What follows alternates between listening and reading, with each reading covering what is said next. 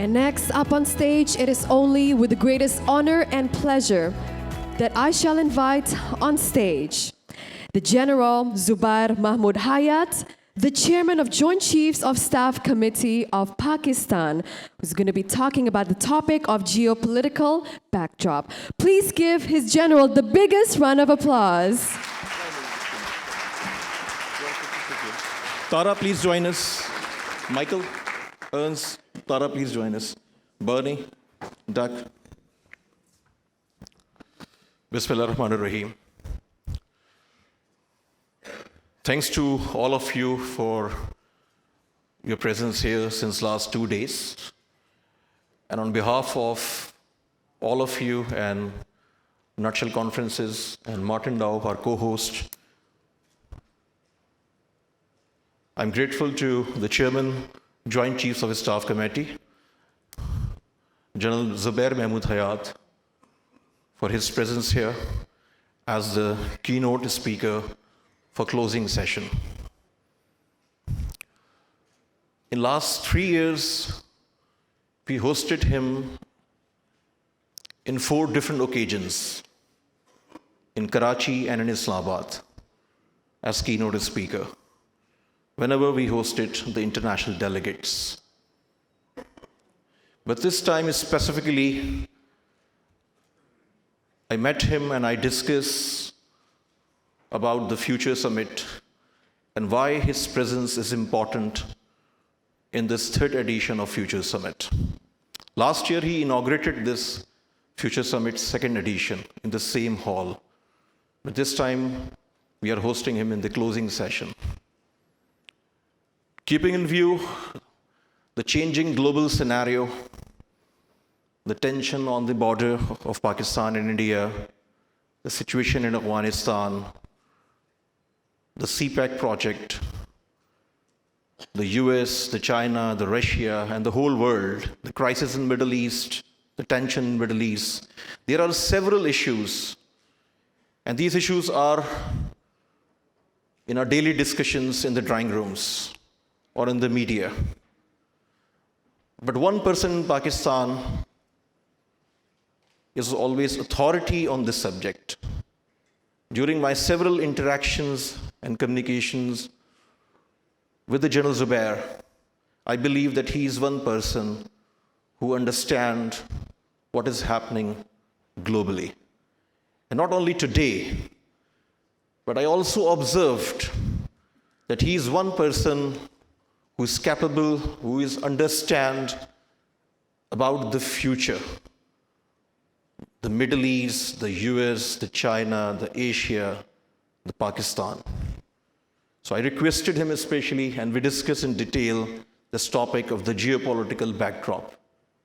And without any further delay, I want to request the Chairman, Joint Chief of Staff Committee to address the gathering. Please.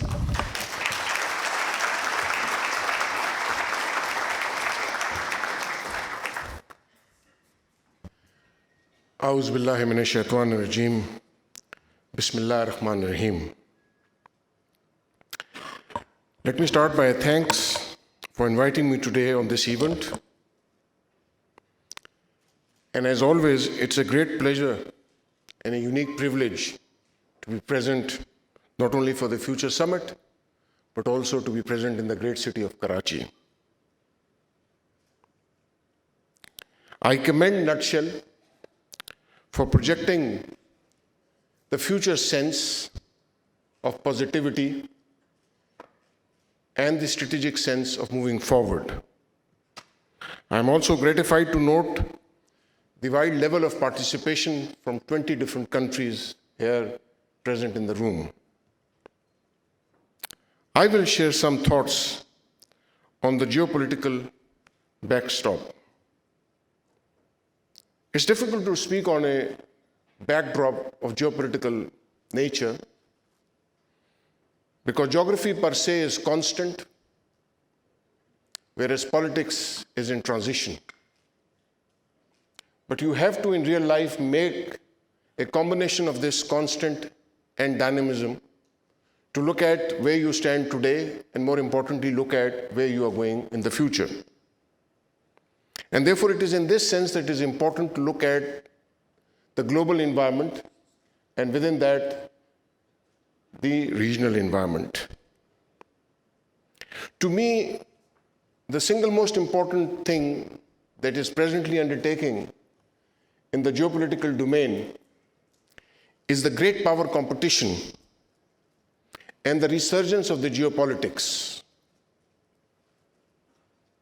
which means that today, geostrategy has basically trumped geoeconomics and even geopolitics. We are in a transition from a unipolar world where the preeminent power still remains preeminent and will remain for the near future, to a multipolarity world which is gaining traction, be it little slowly. To me, the path towards this process neither is nor will be either easy or smooth. There is a potential of high risk, friction, misunderstanding, and even conflict. The great power competition as a defining system of the international system will impact both peace and security as the waning and waxing powers lock horns. This will actually increase the regional fault lines, because I see in this not only balance of power being contested, but also a rebirth of ideology as people understand within their own domains. I also see a resurgence of the religious thought across the spectrum. And I see a competing of resources, not only in the traditional sense of understanding, but resources of modern times. There has been increased focus on militaries, and military spendings across the globes have gone up 17% last year. There is a discernible but a decisive shift in the center of gravity towards the east, be it in the economic, technological, demographic, financial, political, manufacturing industry base, or the innovation base. But there is a dichotomy in the shift of center of gravity. While the reality of center of gravity has shifted, the institutions and articulation mechanisms have not. And therein lies the danger. And there is therefore disparities in economic resources and social influences, and these disparities have been accentuated. What this has given rise to is a phenomenon of hypernationalism, protectionism, and populism. And this basically is driven by, as I've already said, a rebirth of ideology. But cloaked within this phenomena are smaller phenomena, but more potent and negative, like xenophobia. See what's happening in South Africa, Islamophobia, intolerance, racism. And not only it is on the increase, but more importantly, such phenomena are being legitimized by ballot. There is an evaporation of globalization, something that we heard so much about in the last generation. And there is a revision to the established international norms as they were or as they are understood. Therefore, there are clear signs of an emerging new world order. But some would say that there is perhaps a return of the Marco Polo's world. New international institutions are desperately required, but have not as yet come into being. The United Nations has at best been reduced to a conflict management tool And we are witnessing an emergence of a walled world and demise of what we understood as classical territorial states.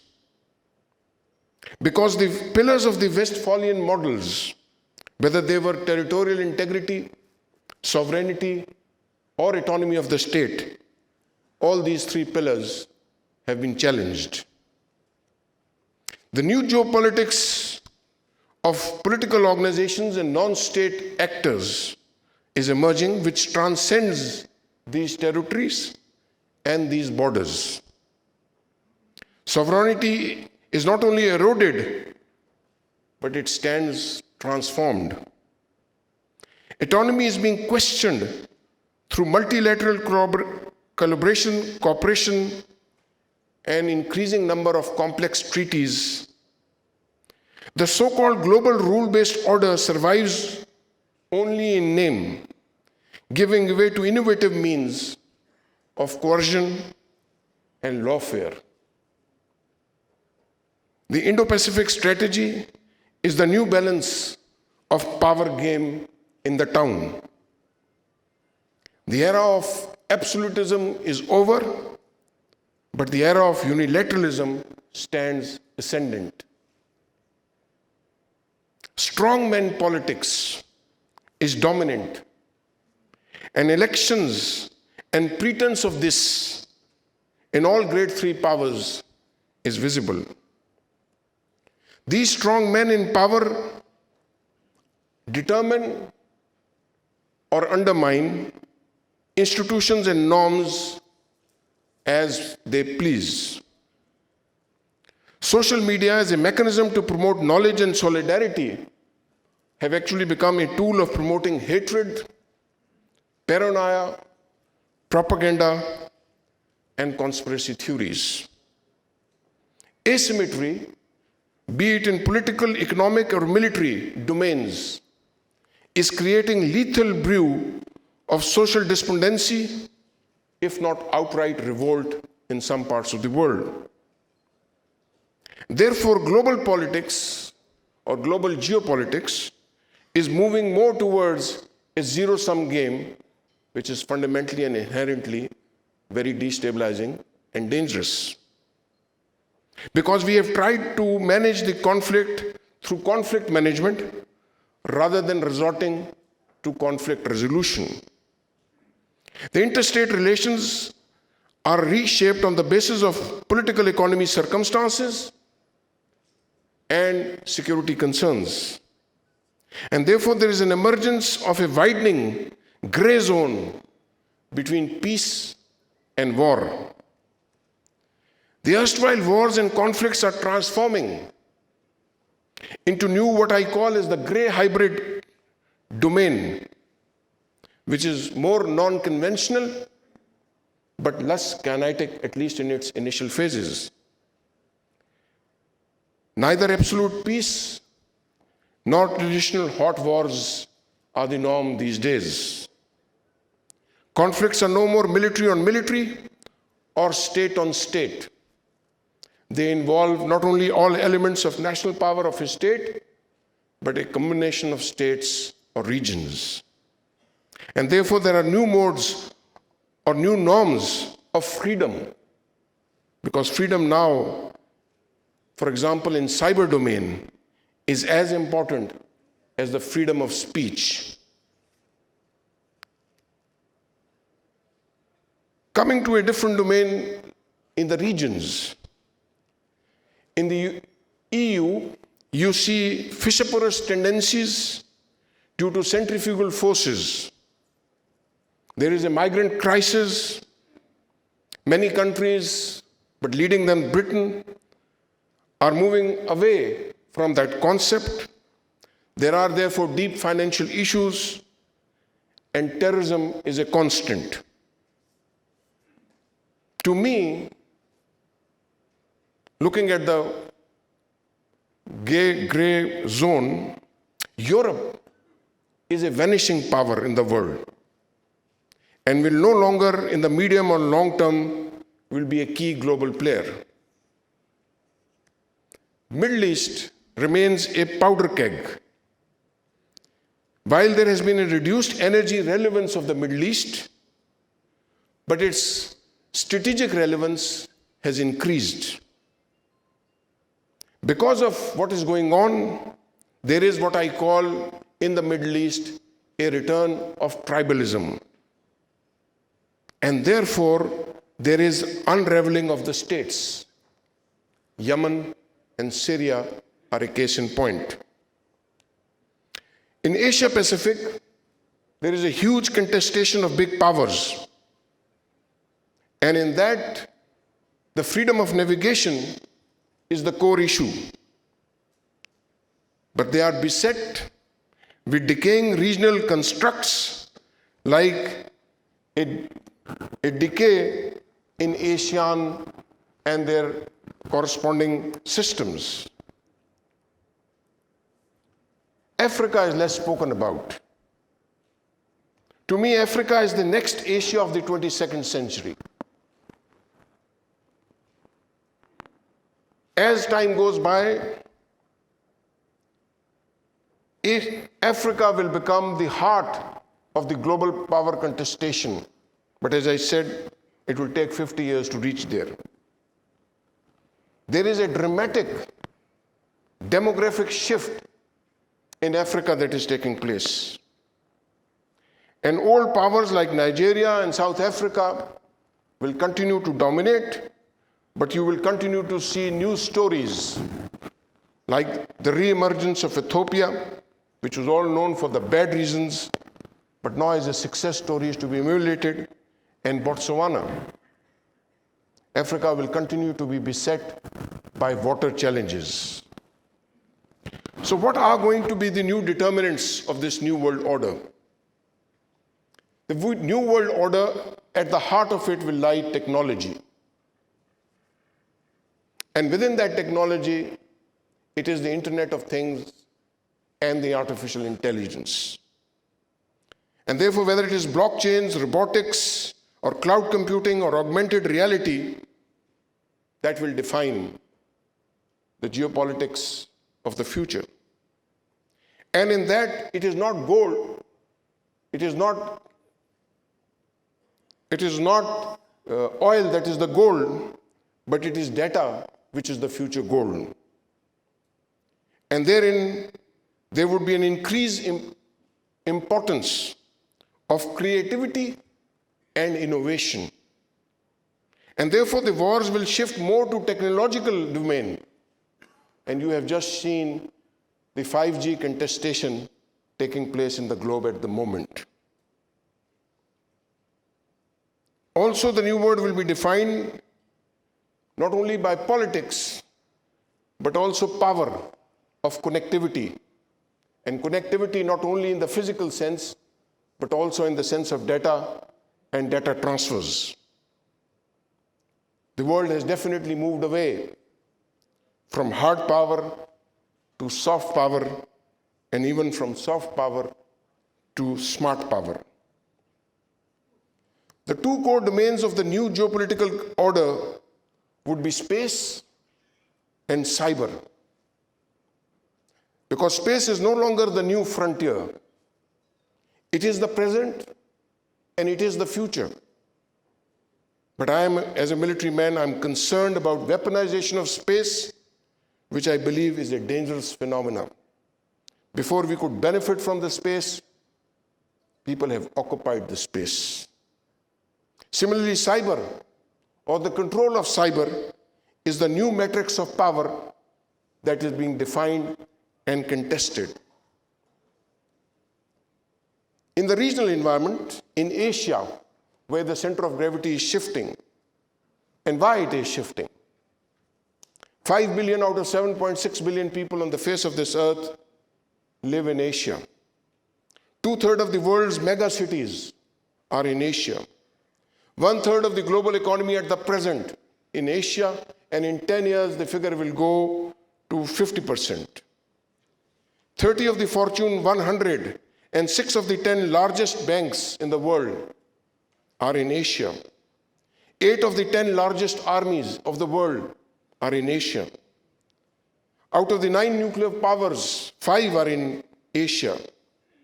Asia is now leading some of the massive technological innovation in the world.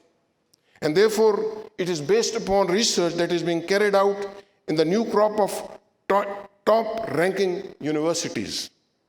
And therefore, at times, some of the rankings which come out in the modern world do not do justice to what is actually happening in many parts of the Asia.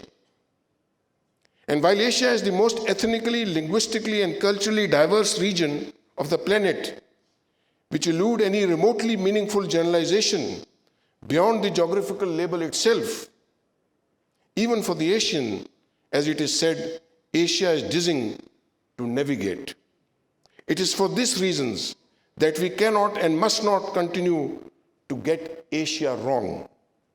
Asia is the 21st century, and it is here. In the regional environment in South Asia, from the geostrategic perspective, South Asia remains an enduring and of great importance. This is due to its strategic location, natural wealth, economic opportunities, and its civilizational and cultural strengths. The geostrategy of land South Asia is characterized by 3 elements. First, at the geographical plane, South Asia bridges Eurasia, Middle East, Central Asia, Far Asia, and on to Indian Ocean.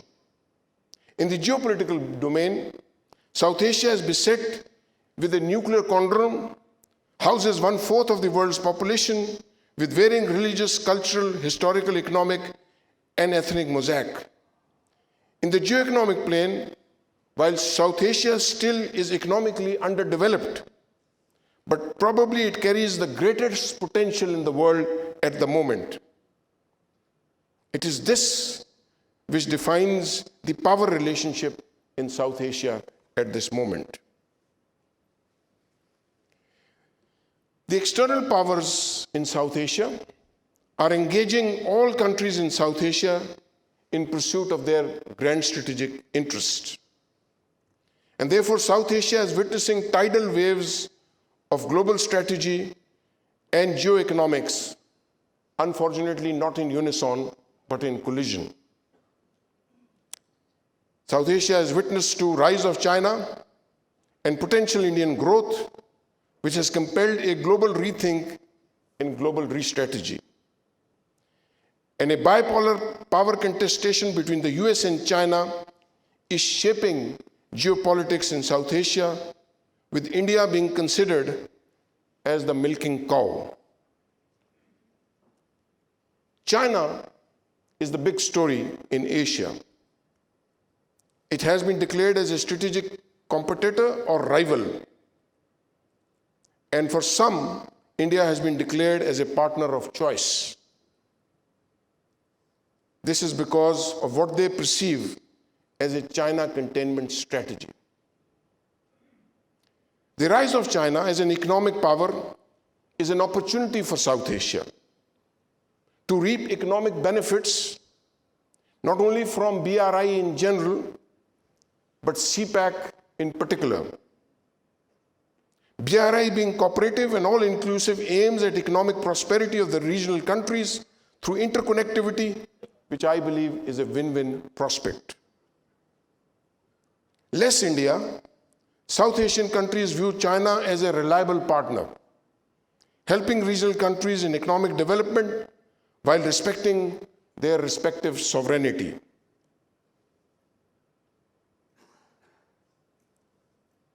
India is trying to assume a self-assigned role of a strategic hedge to contain China.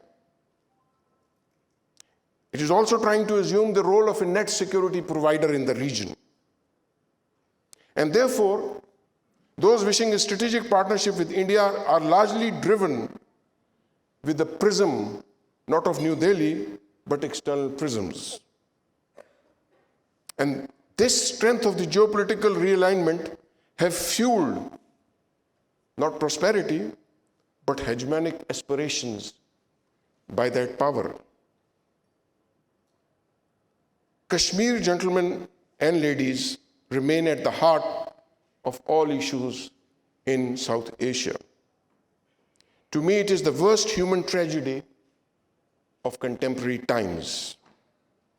Kashmir today stands as the most militarized zone, now turned into world's largest prison and concentration camp. And therefore, the acts of 5th of last month are illegal and illegitimate and will not contribute to peace and security in South Asia. Afghanistan, apart from Kashmir, remains the perennial conflict, which is also marred by geopolitical landscape of South Asia.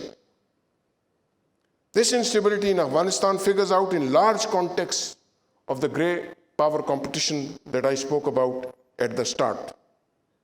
Afghanistan continues to be the playground of global powers in pursuit of their narrow interests. Afghanistan's strategic location, critical juncture for connectivity through Pakistan, is known. Their traditional trade routes, and you saw Torkham being opened for 24/7, and ethnic bondages Pakistan always has, is, and will remain central to any calculus in Kabul. Continued instability in Afghanistan is hampering benefits of regional economic integration and socio-economic growth. So to conclude, there is a rapidly transforming world where the geopolitical mosaic is fast evolving. The legacy-based trends are changing and new challenges and opportunities are emerging. We all need to embrace the new world order, not only for peace and security, but also for the benefit of the regions that I have spoken about. What is probably required is a new global contract, for which obviously you require a new economic architecture and a new security architecture. This does not mean that we will opt for one power in respect to another power, but it only means that there would be a greater balance of power. We need to prefer cooperation over competition. We must avoid the Thucydides traps at all costs. We must develop trust and confidence amongst the stakeholders. We must have a balanced but a realistic approach to global and regional powers and their institutions. We must resolve conflicts through peaceful means. But in doing so, for the growth of humanity and our people, we would require to give them new skill levels which are relevant to the 21st century and beyond. And that would require a reorientation of the education system, but an education system which does not have national standards, but international standards. And therefore, there is a requirement of developing outstanding knowledge bases, which not only give us knowledge, but I conclude by saying, which give us greater understanding. I thank you, ladies and gentlemen, for a patient hearing.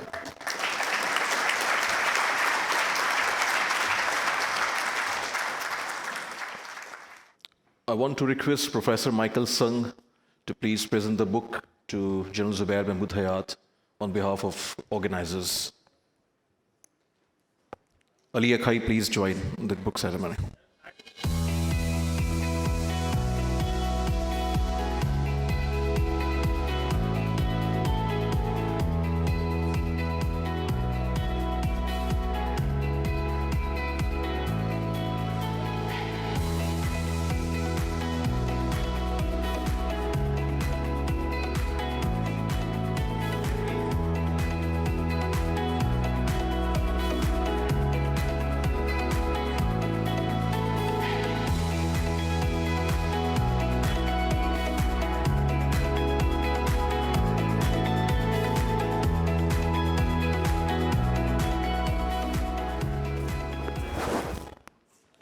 So this is the closing of the third edition of the Future Summit.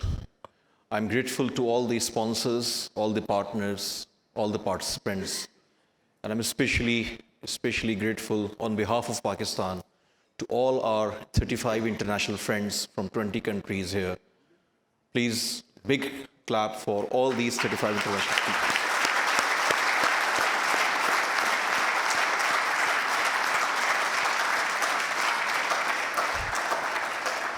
And now closing with the national anthem of Pakistan.